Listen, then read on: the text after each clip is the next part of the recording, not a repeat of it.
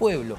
Doctor Rospigliosi, ¿cómo está? Muy buenas noches ante todo. Buenas noches. Bueno, a ver, esto es importante porque ha tenido muchos problemas. La elección, el último gran problema que hubo fue con la situación de las medidas cautelares, me parece, que interponía el sindicato de la Defensoría del Pueblo para detener el proceso, dado que denunciaban ante un juez que el proceso no estaba siendo bien llevado en el Congreso de la República, que no era un proceso transparente. Esto mereció incluso un pronunciamiento del Tribunal Constitucional en su momento, que dijo, oye, ¿sabes qué, Poder Judicial? Ustedes no pueden parar una obligación, entendemos, un derecho en todo caso del Congreso de la República, que es elegir al defensor del pueblo. No sé si mi síntesis es la correcta. Correcto, hay que decirle al país que el defensor del pueblo tiene un rol muy importante, que es el defender los derechos fundamentales de los ciudadanos, el supervisar el correcto funcionamiento de la administración pública y el correcto funcionamiento de los servicios públicos. Entonces, es una función trascendental para defender los derechos humanos de los ciudadanos. Estamos sin defensor del pueblo bastante tiempo. Lograr 87 votos de 130 es una valla muy alta y complicada. En buena hora el Tribunal Constitucional ha destrabado este proceso de elección, porque de manera impropia, desde hace mucho tiempo atrás, el Sindicato de Trabajadores de la Defensoría del Pueblo, según su opinión y pensamiento, paralizó la elección del defensor del pueblo en una sentencia insólita, una medida cautelar. Pero ellos decían que no era transparente la forma en que se estaba eligiendo al defensor del pueblo, porque no se permitía, entiendo, la opción a tachas.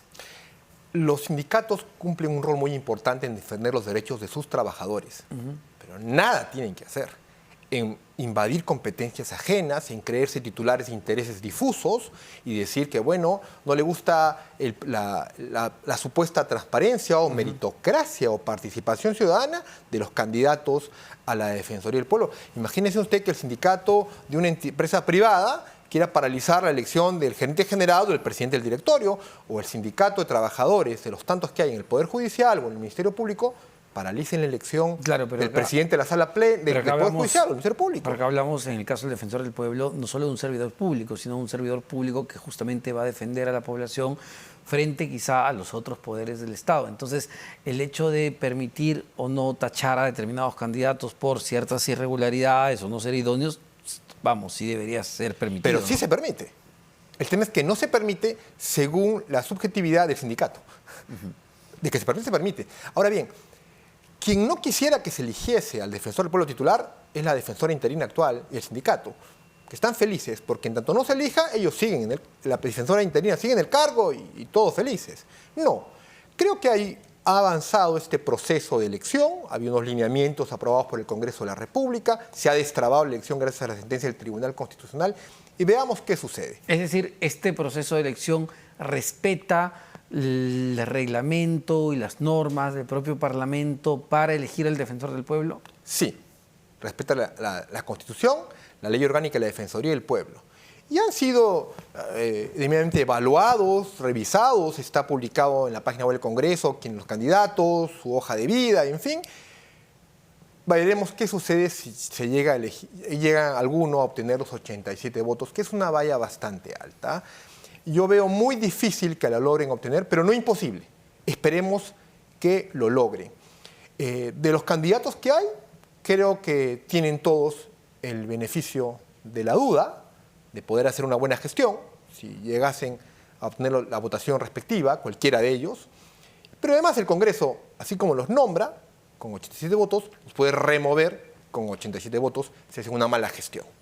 Además, una vez al año, ellos tienen que integrar un informe al Congreso de la República de qué están haciendo en defender los derechos humanos de los ciudadanos, en supervisar la administración estatal y los servicios públicos. Así que veremos qué pasa. Yo creo que lo peor que le puede pasar al país es no tener un defensor del pueblo elegido por el Parlamento.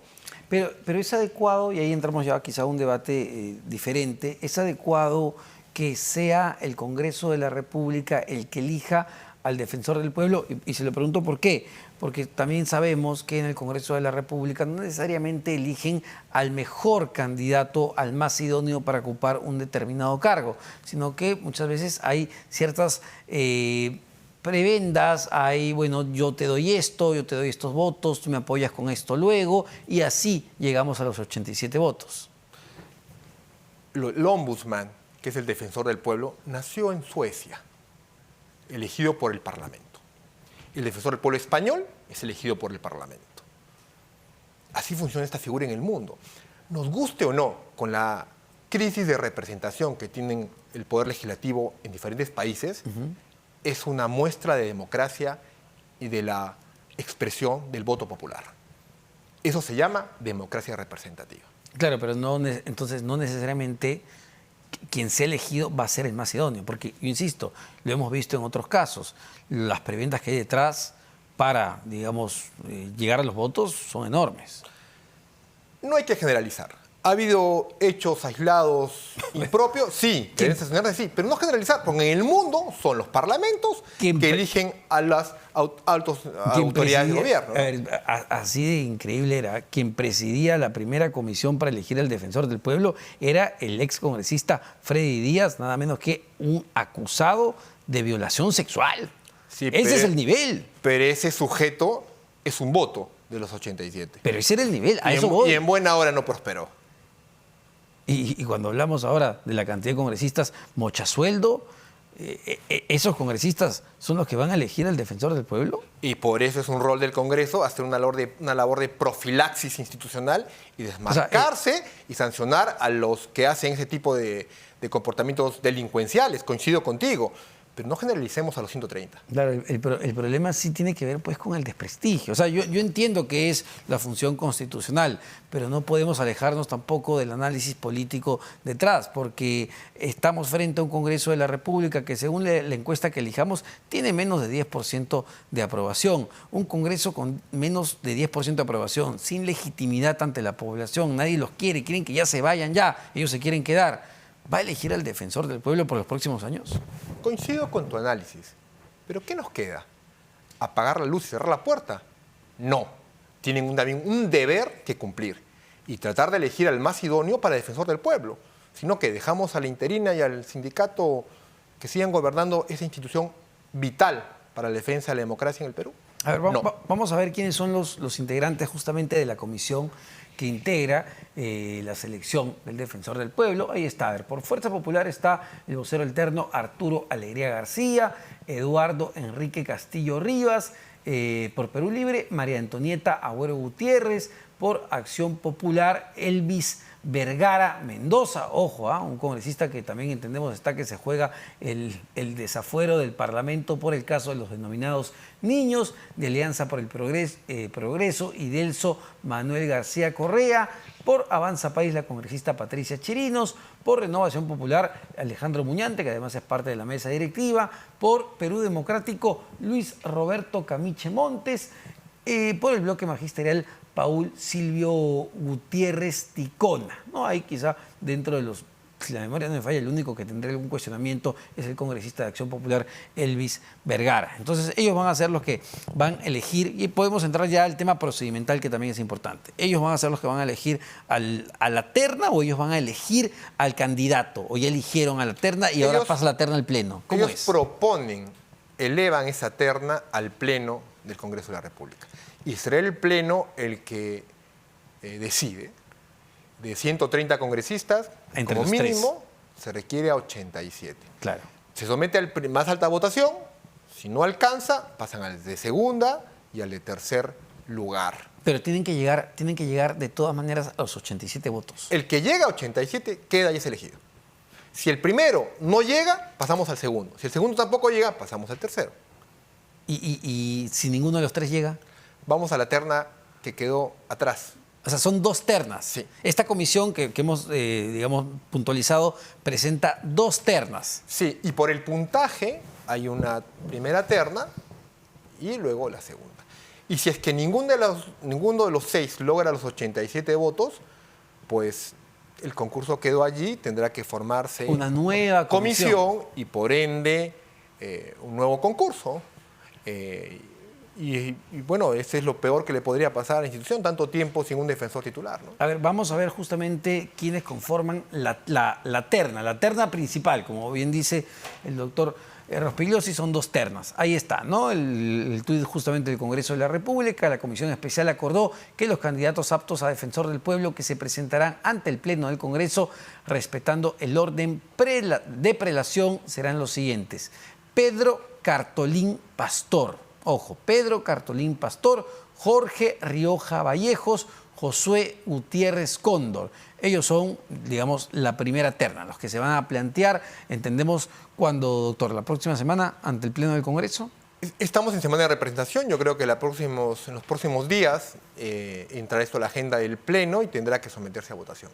Y a ver, nuevamente, si es que esta comisión me está planteando esta terna en ese orden de prelación, 1, 2 y 3, correcto, es porque para ellos el mejor candidato o quien debería ser el defensor del pueblo es el primero definitivamente. Según el puntaje que ha asignado la comisión, pero finalmente la representación nacional a través del Pleno es la que puede alterar ese orden según la libertad que ellos tienen para votar, ¿no? Ahora, ¿y qué pasa? Porque no es nuevo, ¿no? El hecho de que esté Eliana Rebollar como defensora del pueblo interina ya hace bastante tiempo, en realidad no es una situación nueva. Ha habido otros defensores del pueblo interinos mucho tiempo. ¿Por qué? ¿Por qué siempre es tan complicado elegir al defensor del pueblo? No pasa lo mismo con otros cargos como el del presidente del Banco Central de Reserva, pero sí con los tribunos, con los magistrados del Tribunal Constitucional. ¿Cuál es la diferencia? Sería interesante entender eso.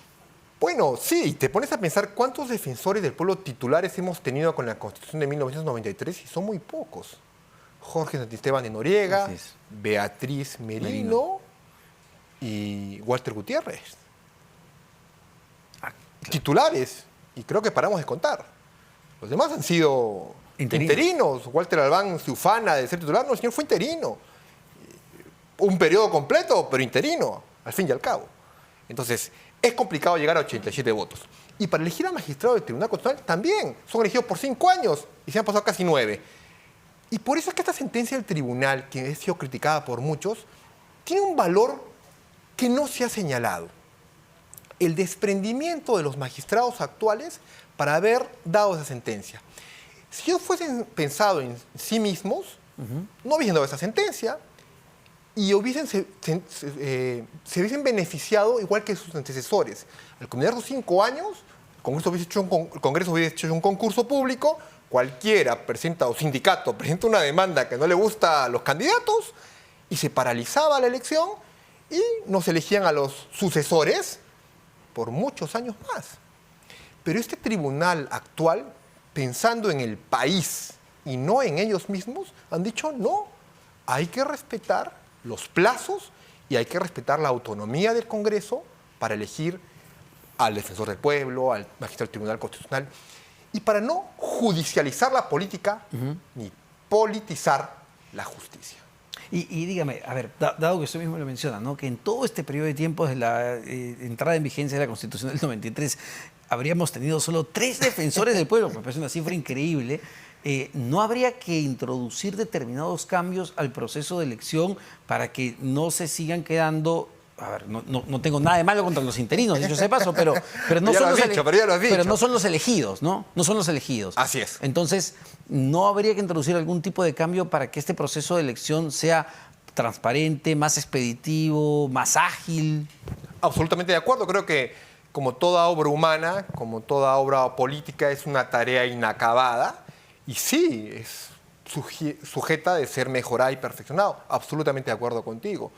Yo creo que no hay que esperar que se cumplan los 5 años para elegir a los sucesores. Deben hacerse 1 año o 2 años antes. Sí, coincido contigo, ¿no? Y quizás siempre tratando de ver no pues el gobierno de turno, ¿no? Sino que un defensor del pueblo trascienda justamente y sea independiente tanto a los poderes constituidos en el Congreso de la República y sobre todo, y más aún, al del Poder Ejecutivo. Absolutamente de acuerdo. Mire, los países más democráticos, Estados Unidos, por ejemplo, a los magistrados de la Supreme Court, de la Corte Suprema de los Estados Unidos, como tú lo sabes bien, lo propone el presidente de turno, pero lo ratifica o no el Senado. Y son una serie de sesiones públicas, audiencias públicas, donde le pregunta qué opina usted de la eutanasia, del aborto, y una serie de temas polémicos. y son escrutados por los senadores con la opinión pública. Nadie podría imaginar que la Supreme Court paralice esta elección porque no le gustan los candidatos. Doctor, como siempre, muchísimas gracias por esta entrevista. Alejandro Rospigliosi, abogado constitucionalista y además experto justamente en derecho